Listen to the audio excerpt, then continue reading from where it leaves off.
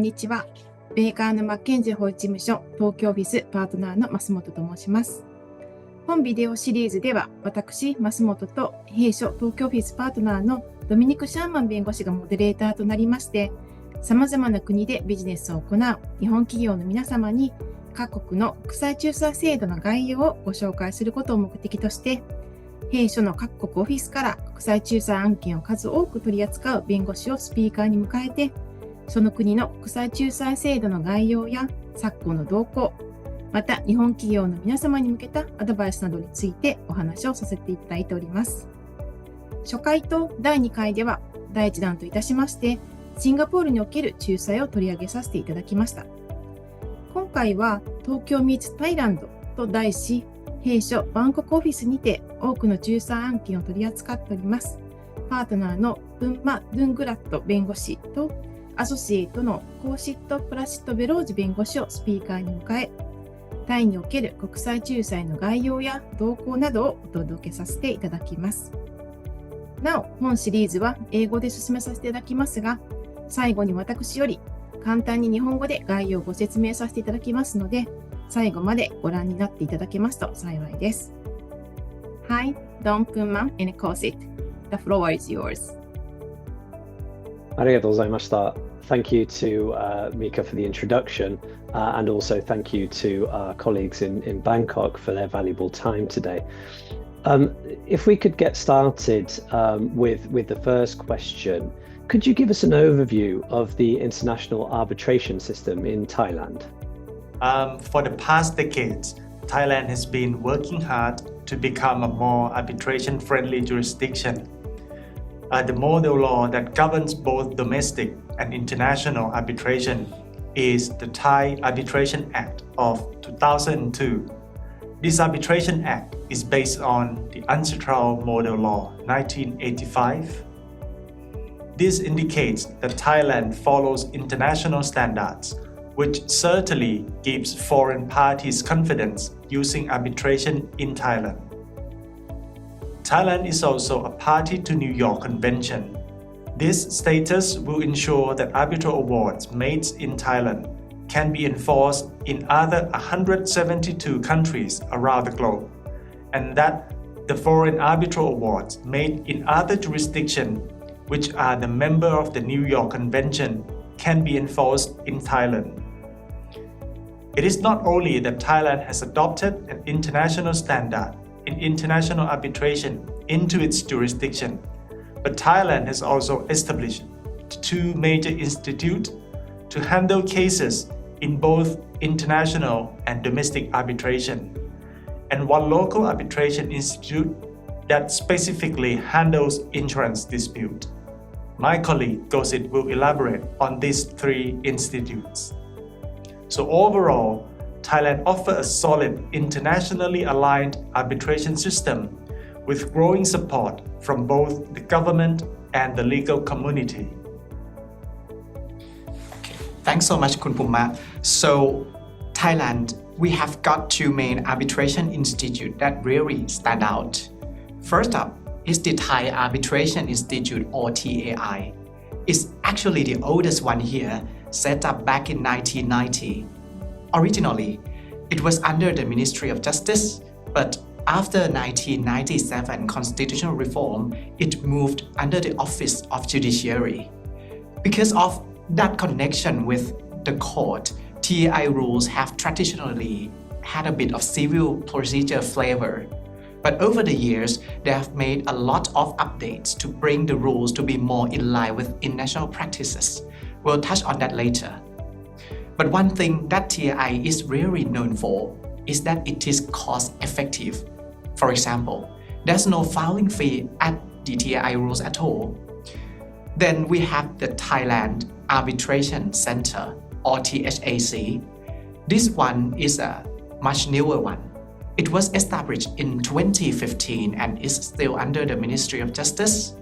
THAC rules are more aligned with international practices.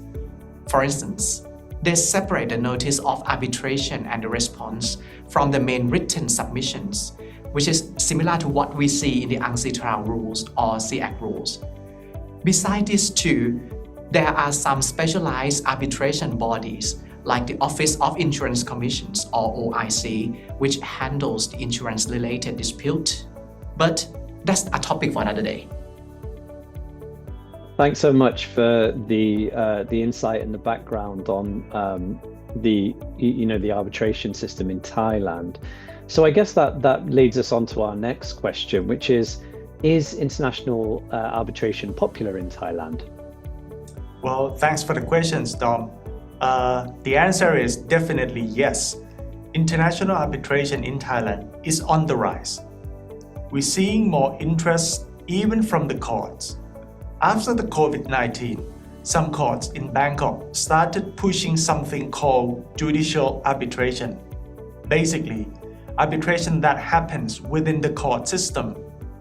It was heavily promoted in May 2024, and while it's still pretty uncommon, it has already helped raising awareness among Thai businesses and encouraged them to consider arbitration as a real option. On the business side, more companies are now including an arbitration clause in their contracts, especially when the foreign parties are involved. It has been viewed as a more neutral way to handle disputes, especially when parties having different nationals want to avoid dealing with unfamiliar legal system in one national's jurisdiction. Thailand is now focusing on investor-state dispute settlement, so-called ISDS. My colleague will give you a brief introduction to this. Thank you very much, Pumma. So, zooming out a bit, we are seeing the steady increase in both outbound and inbound investment. That's made Thai and foreign companies more aware of the investor-state dispute settlement, or ISDS. As a result, they are paying closer attention to how they structure their investment to ensure that they can access arbitration under the international treaties. That said, arbitration is not the go-to for every case just yet. A lot of domestic disputes still go through traditional litigation. But for international matters, arbitration is becoming more common. And I think we'll see that trend continue as the system matures and builds more trust. So yeah, it's definitely gaining popularity and it's picking up speed every year. Thanks so much for that input. So, moving away from whether arbitration is popular, how about Thailand as a seat? Is it popular as a seat? And if so, why is that? Yes, thanks again for the questions. Thailand has become more attractive as a seat, especially disputes around this region. From 2002, arbitration in Thailand is built on two major international frameworks, the New York Convention and the Ancestral Model Law 1985. Our arbitration framework has been aligned with global standards. Over the past decade, Thailand has taken steps to make arbitration even more accessible and practical. One key update came in 2019 when the Arbitration Act was amended to make it easier for foreign arbitrators and representatives to take part in proceedings held here. The amendment was that if a foreign arbitrator is appointed to a case in Thailand, he or she can now get a certification letter from recognized institutions like TAI and THAC. This letter helps them apply for visas and work permits, so he or she can legally enter and work in Thailand for the duration of the case. Albeit this small change, it makes a big difference in encouraging international participants and positioning Thailand as a more attractive venue for arbitration. But that said, while Arbitration Act of 2002 has a solid foundation, there are still a few areas which could use some improvement. One example is the interim measures. The Act doesn't clearly say whether the tribunal has the power to issue them, unlike Article 17 of the Ancestral Model Law, which spells it out clearly. Because of this gap, most people in the Thai arbitration community believe that the tribunals here don't have that authority. but it's been a topic of the ongoing discussion, and there have been the efforts to push for an amendment to clarify things. So, it's definitely an area to watch as the arbitration continues to evolve in Thailand. Second, over the past decade, Thai courts have become noticeably more supportive of the arbitration. One of the clear examples is how they consistently respect the authority of the arbitral tribunal to decide the case. Thai judges generally now avoid stepping in to re-evaluate the merits of the arbitral award.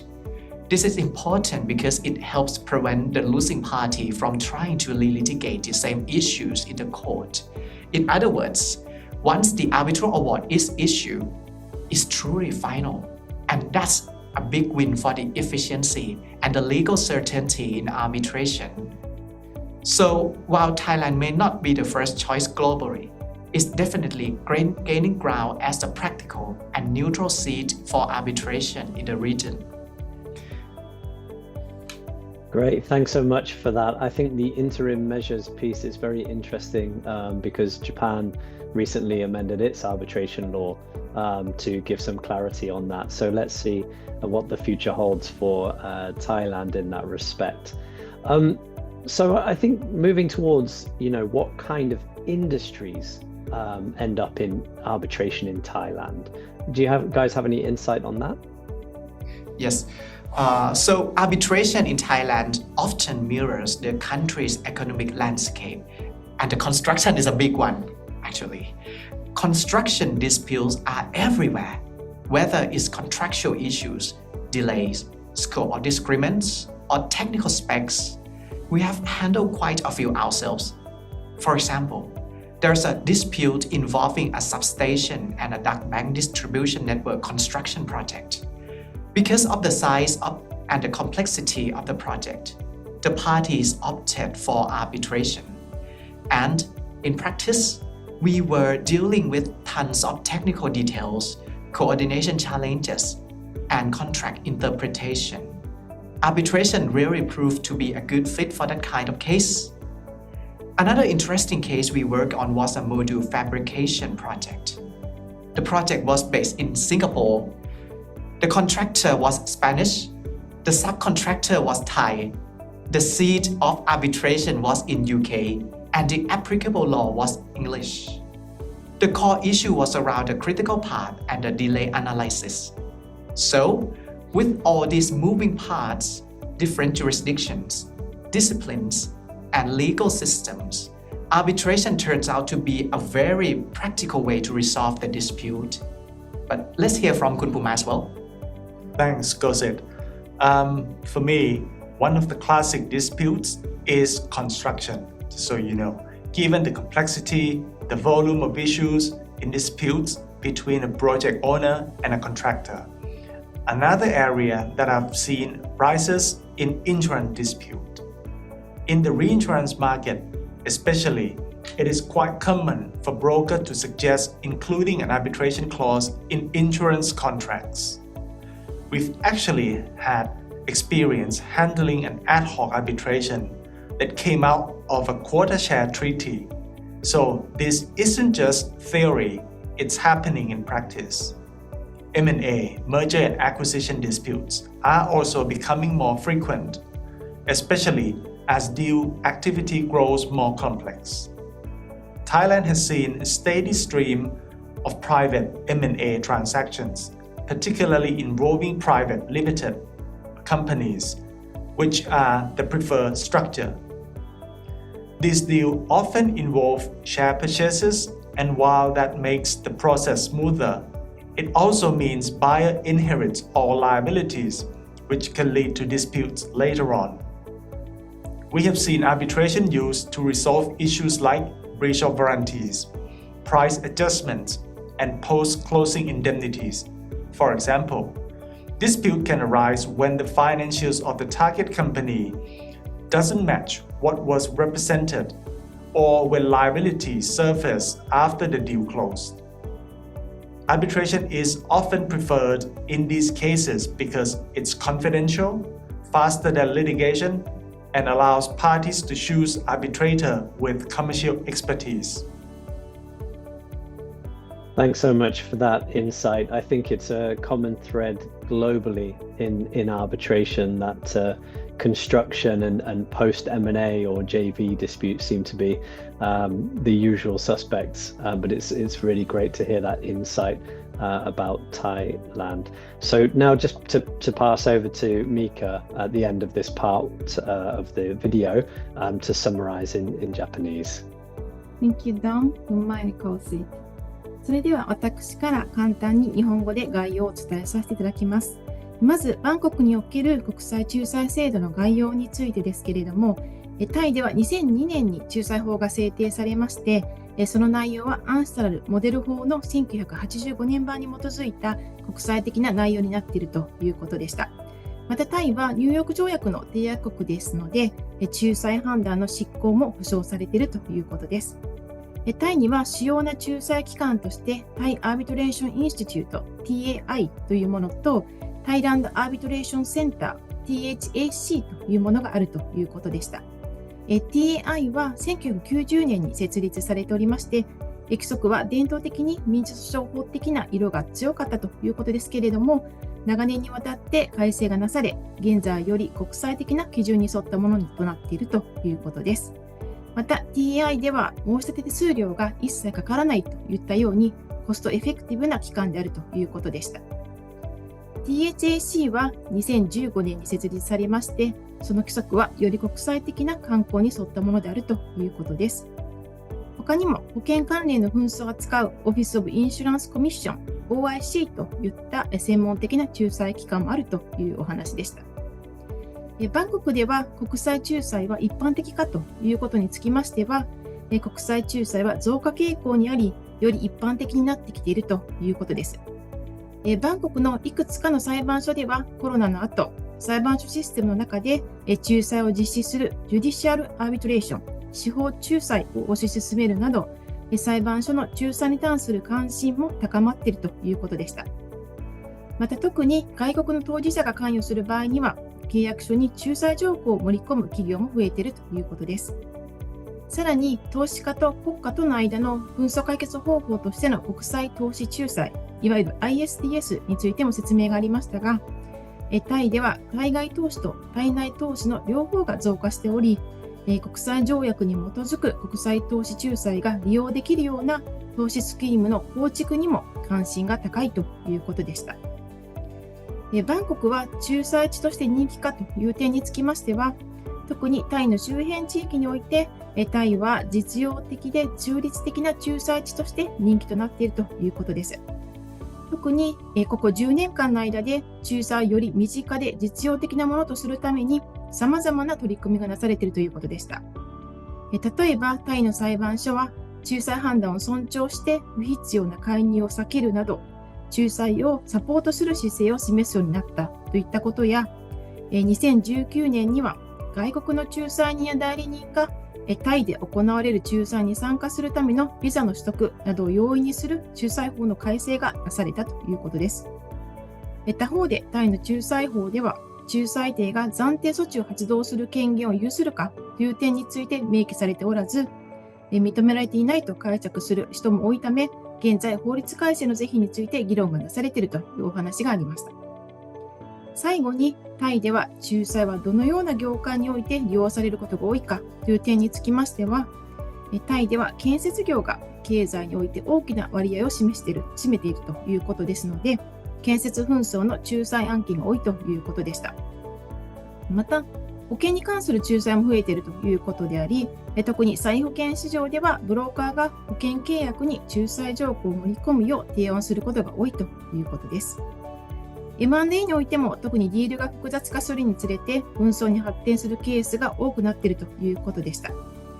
仲裁は機密性が高く、訴訟よりも迅速で当事者が専門的知識を有する仲裁に選ぶことができるため、こういった事案において紛争解決方法として好まれる傾向にあるということでございました。次回も引き続きまして、バンコクにおける仲裁制度についてお届けしたいと思います。